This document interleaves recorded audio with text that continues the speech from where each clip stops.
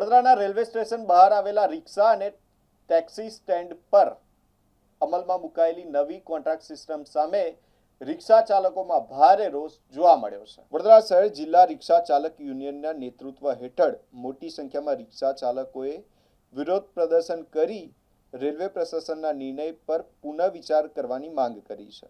યુનિયનનો આક્ષેપ છે કે નવા કોન્ટ્રાક્ટર દ્વારા રિક્ષા ચાલકો પાસેથી કલાક દીઠ 20 થી 30 રૂપિયા સુધીની વસૂલાત કરવાની યોજના બનાવવામાં આવી છે, જે ગરીબ અને મધ્યમ વર્ગીય ચાલકો માટે વધારાનો આર્થિક બોજ બનશે।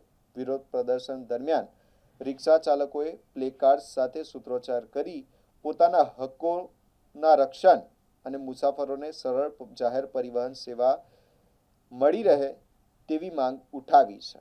યુનિયનના પ્રમુખ બિલાલ પરમારે જણાવ્યું કે છેલ્લા 50 વર્ષથી રેલવે સ્ટેશન પર રિક્ષા સ્ટેન્ડ કાર્યરત છે અને હવે અચાનક કલાકના આધારે ચાર્જ વસૂલવાનો નિર્ણય અન્યાયપૂર્ણ છે।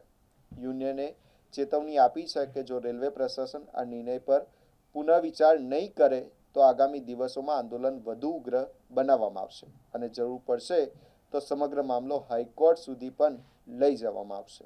આંદોલન કરવાની એટલે જરૂર પડી છે કે આ વસ્તુ જે ખરી 50 વર્ષ જૂની અહીંયા રિક્ષા સ્ટેન્ડ અને ટેક્સી સ્ટેન્ડ છે, જેને પ્રાઇવેટ કરી દેવામાં આવ્યું છે, તેને લીધે અમે આ વિરોધ કરી રહ્યા છીએ।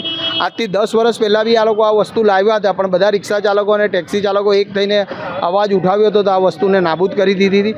અત્યારે પાછું આ ડીઆરએમે કર્યું છે, એને અમે સખત શબ્દોમાં વખોડી રહ્યા છીએ।